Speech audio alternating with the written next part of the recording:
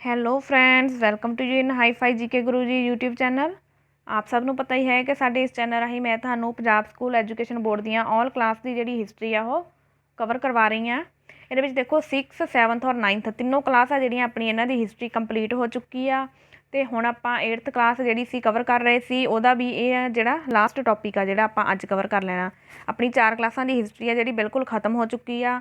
ਹੁਣ ਆਪਣੀ ਰਹਿ ਗਈ 10th ਕਲਾਸ ਦੀ ਜਿਹੜੀ ਕਿ ਚੱਲ ਰਹੀ ਆ ਸੀਰੀਜ਼, ਠੀਕ ਹੈ। ਇਹ ਤੋਂ ਬਾਅਦ +1 ਦੀ ਰਹਿੰਦੀ ਆ ਐਂਡ ਜਿਹੜੀ +2 ਵਾਲੀ ਉਹ ਵੀ ਚੱਲ ਰਹੀ ਆ।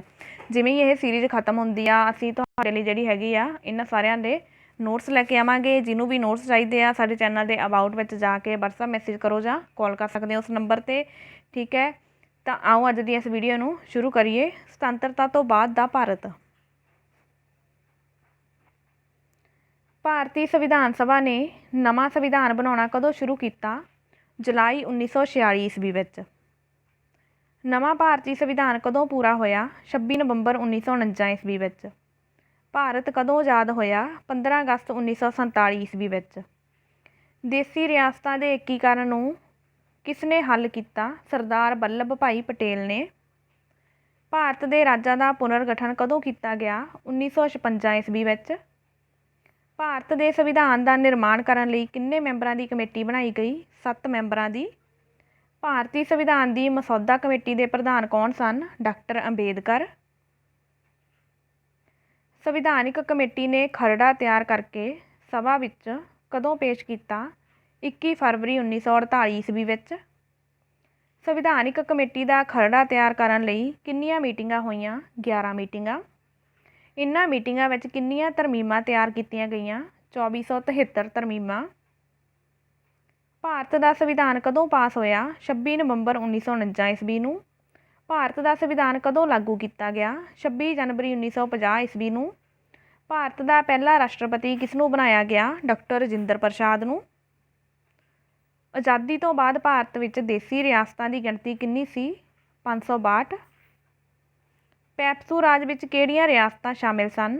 ਕਾਠੀਆਵਾੜ ਦੀਆਂ ਰਿਆਸਤਾਂ ਦੇ ਨਾਲ ਸੌਰਾਸ਼ਟਰ, ਪਟਿਆਲਾ, ਨਾਭਾ, ਫਰੀਦਕੋਟ, ਜੀਂਦ ਅਤੇ ਮਲੇਰਕੋਟਲਾ। ਹੈਦਰਾਬਾਦ ਰਿਆਸਤ ਦਾ ਨਿਜ਼ਾਮ ਕੌਣ ਸੀ? ਨਿਜ਼ਾਮ ਉਸਮਾਨ ਅਲੀ ਖਾਨ। ਹੈਦਰਾਬਾਦ ਵਿੱਚ ਭਾਰਤੀ ਪੁਲਿਸ ਕਦੋਂ ਭੇਜੀ ਗਈ? 13 ਸਤੰਬਰ 1948 ਈਸਵੀ ਨੂੰ। ਹੈਦਰਾਬਾਦ ਨੂੰ ਭਾਰਤੀ ਸੰਘ ਵਿੱਚ ਕਦੋਂ ਸ਼ਾਮਿਲ ਕੀਤਾ ਗਿਆ? 17 ਨਵੰਬਰ 1948 ਈਸਵੀ ਨੂੰ।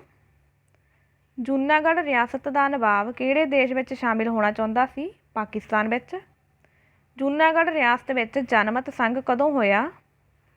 20 ਫਰਵਰੀ 1949 ਈਸਵੀ ਨੂੰ। ਅਤੇ ਜਨਤਾ ਨੇ ਭਾਰਤ ਨਾਲ ਮਿਲਣ ਦੀ ਜਿਹੜੀ ਸੀ ਇੱਛਾ ਪ੍ਰਗਟ ਕੀਤੀ ਕਿ ਅਸੀਂ ਭਾਰਤ ਵਿੱਚ ਸ਼ਾਮਿਲ ਹੋਣਾ, ਨਾ ਕਿ ਪਾਕਿਸਤਾਨ ਵਿੱਚ।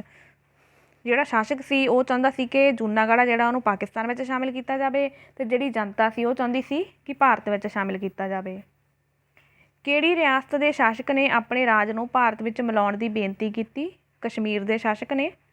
ਬੰਬਈ ਰਾਜ ਵਿੱਚ ਕਿਹੜੀ ਰਿਆਸਤ ਨੂੰ ਸ਼ਾਮਿਲ ਕੀਤਾ ਗਿਆ? ਬੜੌਦਾ।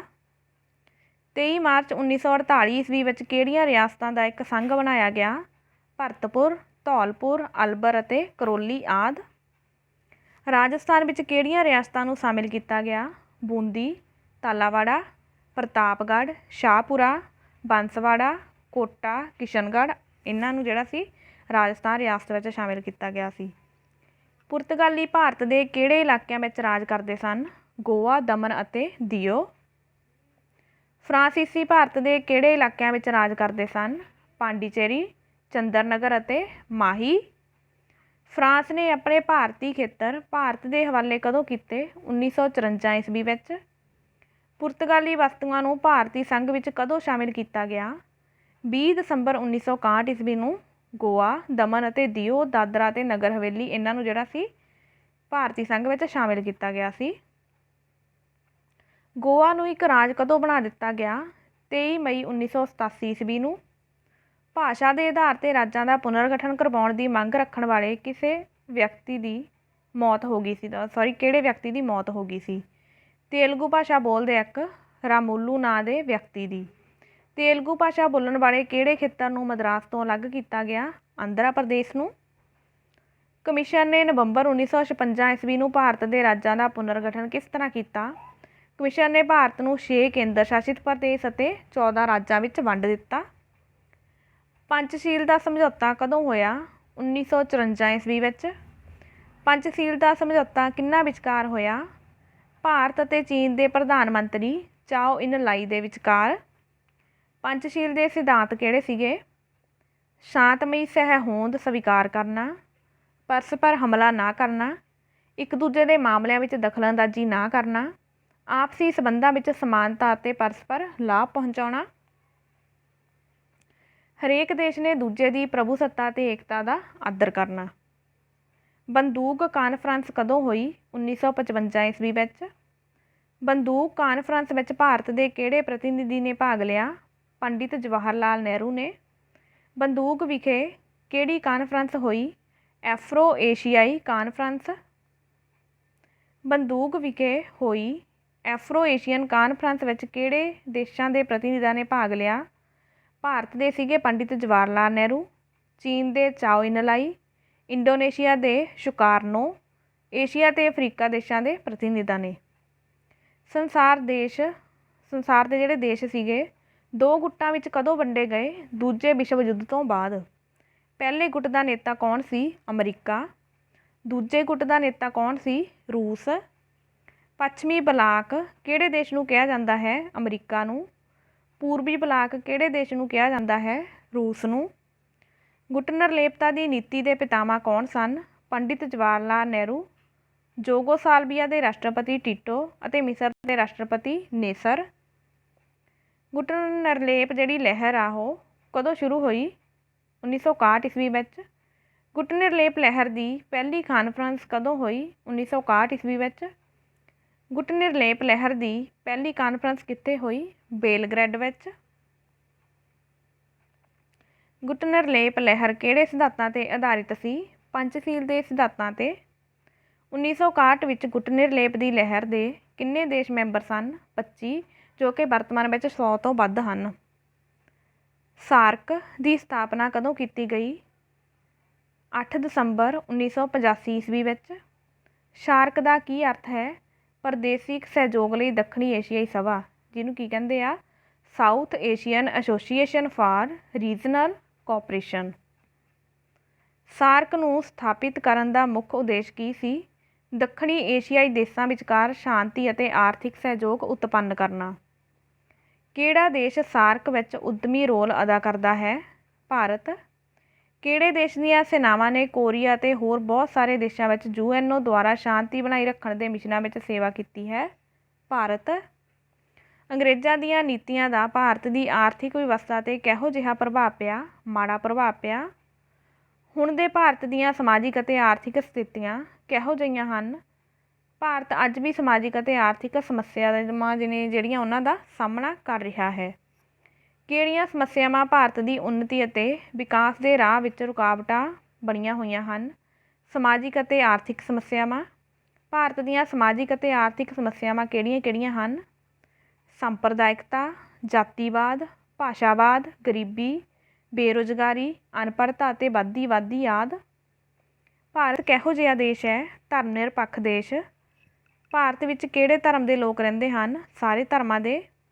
ਅਸੀਂ ਦੇਸ਼ ਦੇ ਵਿਕਾਸ ਦੇ ਫਲ ਦਾ ਬਣਦਾ ਹਿੱਸਾ ਘੱਟ ਗਿਣਤੀ ਲੋਕਾਂ ਨੂੰ ਦੇਣ ਲਈ ਯੋਜਨਾਵਾਂ ਵਿੱਚ ਤਬਦੀਲੀ ਕਰਨ ਦੀ ਯੋਜਨਾ ਬਣਾਵਾਂਗੇ। ਇਸ ਗੱਲ ਨੂੰ ਕਿਹੜੇ ਪ੍ਰਧਾਨ ਮੰਤਰੀ ਨੇ ਆਪਣੇ ਭਾਸ਼ਣ ਵਿੱਚ ਕਿਹਾ ਸੀ? ਪ੍ਰਧਾਨ ਮੰਤਰੀ ਮਨਮੋਹਨ ਸਿੰਘ ਨੇ 9 ਦਸੰਬਰ 2006 ਈਸਵੀ ਵਿੱਚ। ਭਾਰਤ ਵਿੱਚ ਕਿੰਨੇ ਲੋਕ ਅਨਪੜ੍ਹ ਹਨ? ਲਗਭਗ 230 ਮਿਲੀਅਨ। ਹਰੇਕ 100 ਇਸਤਰੀਆਂ ਵਿੱਚੋਂ ਕਿੰਨੀਆਂ ਇਸਤਰੀਆਂ ਅਨਪੜ੍ਹ ਹਨ? 60 ਇਸਤਰੀਆਂ।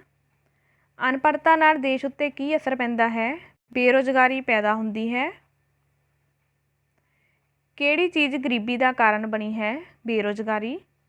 ਲੋਕਤੰਤਰ ਪ੍ਰਣਾਲੀ ਕਦੋਂ ਕਾਮਯਾਬ ਹੋ ਸਕਦੀ ਹੈ? ਜਦੋਂ ਨਾਗਰਿਕ ਪੜ੍ਹੇ ਲਿਖੇ ਹੋਣਗੇ। ਕਿਹੜਾ ਨਾਗਰਿਕ ਆਪਣੇ ਅਧਿਕਾਰਾਂ ਅਤੇ ਕਰਤੱਵਾਂ ਪ੍ਰਤੀ ਜਾਗਰੂਕ ਨਹੀਂ ਹੋ ਸਕਦਾ? ਅਨਪੜ੍ਹ ਨਾਗਰਿਕ। ਸਾਡੇ ਸੰਵਿਧਾਨ ਵਿੱਚ ਕਿੰਨੇ ਸਾਲ ਦੀ ਉਮਰ ਦੇ ਬੱਚਿਆਂ ਨੂੰ ਮੁਫਤ ਅਤੇ ਲਾਜ਼ਮੀ ਸਿੱਖਿਆ ਦੇਣ ਦਾ ਸੁਝਾਅ ਦਰਜ ਹੈ? 14 ਸਾਲ। ਭਾਰਤ ਸਰਕਾਰ ਆਪਣੇ ਦੇਸ਼ ਦੇ ਕਿਹੜੇ ਵਿਦਿਆਰਥੀਆਂ ਨੂੰ ਵਜ਼ੀਫਾ ਦਿੰਦੀ ਹੈ? ਗਰੀਬ ਅਤੇ ਹੁਸ਼ਿਆਰ।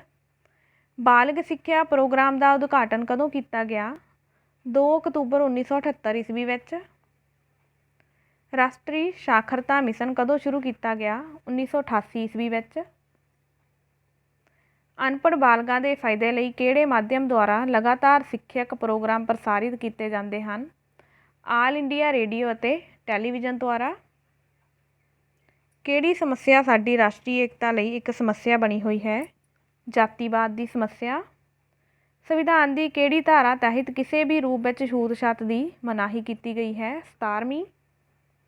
ਸਾਡੇ ਦੇਸ਼ ਵਿੱਚ ਕਿਹੜੀ ਭਾਸ਼ਾ ਬੋਲਣ ਵਾਲੇ ਲੋਕ ਰਹਿੰਦੇ ਹਨ? ਅਲੱਗ-ਅਲੱਗ ਭਾਸ਼ਾ ਬੋਲਣ ਵਾਲੇ। ਕਿਹੜੀ ਸਮੱਸਿਆ ਭਾਰਤ ਦੀ ਉੱਨਤੀ ਦੇ ਰਾਹ ਵਿੱਚ ਇੱਕ ਵੱਡੀ ਸਮੱਸਿਆ ਬਣੀ ਹੋਈ ਹੈ? ਗਰੀਬੀ ਦੀ ਸਮੱਸਿਆ।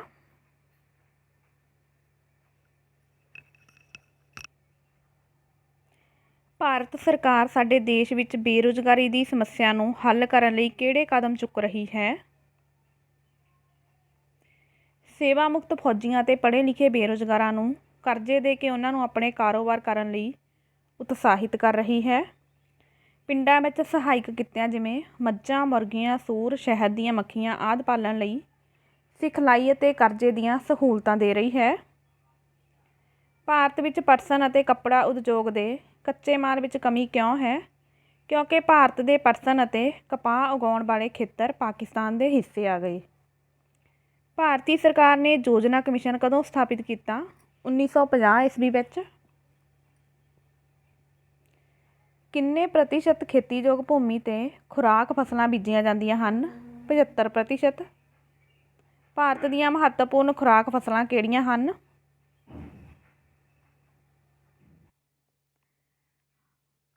ਹਾਂਜੀ, 75% ਏਰੀਆ ਜਿਹੜਾ ਉੱਤੇ ਫਸਲਾਂ ਬੀਜੀਆਂ ਜਾਂਦੀਆਂ ਨੇ। ਹੁਣ ਇਹ ਜਿਹੜੀਆਂ ਖੁਰਾਕ ਫਸਲਾਂ ਨੇ ਬੀਜੀਆਂ ਕਿਹੜੀਆਂ ਜਾਂਦੀਆਂ ਨੇ? ਦੇਖੋ, ਭਾਰਤ ਦੀਆਂ ਮਹੱਤਵਪੂਰਨ ਖੁਰਾਕ ਫਸਲਾਂ ਕਿਹੜੀਆਂ ਨੇ? ਕਿਹੜੀਆਂ ਨੇ? ਚਾਵਲ, ਕਣਕ, ਮੱਕੀ, ਸਰੋਂ, ਮੂੰਗਫਲੀ, ਗੰਨਾ ਆਦਿ। ਖੇਤੀਬਾੜੀ ਦੇ ਵਿਕਾਸ ਲਈ ਕਿਹੜੇ ਦਰਿਆਵਾਂ 'ਤੇ ਬੰਨ੍ਹ ਬਣਾਏ ਗਏ ਹਨ? ਭਾਖੜਾ ਨੰਗਲ ਪ੍ਰੋਜੈਕਟ, ਦਮੋਦਰ ਘਾਟੀ project, Harike project, Tungabhadra project ਅਤੇ ਨਾਗਾ ਅਰਜੁਨ ਸਾਗਰ ਪ੍ਰੋਜੈਕਟ। ਕਾਰਗਿਲ ਦਾ ਯੁੱਧ ਕਦੋਂ ਹੋਇਆ? 1999 ਈਸਵੀ ਵਿੱਚ ਭਾਰਤ ਅਤੇ ਪਾਕਿਸਤਾਨ ਵਿਚਕਾਰ। ਸ਼ਿਮਲਾ ਸਮਝੌਤਾ ਕਦੋਂ ਹੋਇਆ? 1972 ਈਸਵੀ ਵਿੱਚ। ਸ਼ਿਮਲਾ ਸਮਝੌਤਾ ਕਿਹਨਾਂ ਵਿਚਕਾਰ ਹੋਇਆ? 1972 ਈਸਵੀ ਵਿੱਚ ਭਾਰਤ ਦੀ ਪ੍ਰਧਾਨ ਮੰਤਰੀ ਸ਼੍ਰੀਮਤੀ ਇੰਦਰਾ ਗਾਂਧੀ ਅਤੇ ਪਾਕਿਸਤਾਨ ਦੇ ਪ੍ਰਧਾਨ ਮੰਤਰੀ ZA ਭੁੱਟੋ ਵਿਚਕਾਰ। ਸ਼ਿਮਲਾ ਸਮਝੌਤੇ ਕਿਸ ਦੇ ਸੰਬੰਧ ਵਿੱਚ ਜਿਹੜਾ ਸੀ ਸ਼ਿਮਲਾ ਸਮਝੌਤਾ ਹੋਇਆ ਸੀਗਾ? ਉਹ ਹੋਇਆ ਸੀਗਾ 1971 ਈਸਵੀ ਵਿੱਚ ਭਾਰਤ ਪਾਕਿਸਤਾਨ ਯੁੱਧ ਤੋਂ ਬਾਅਦ ਹੋਇਆ ਸੀਗਾ। ਲਾਹੌਰ ਵਿਖੇ ਸਮਝੌਤਾ ਕਿਹਨਾਂ ਵਿਚਕਾਰ ਹੋਇਆ ਸੀ?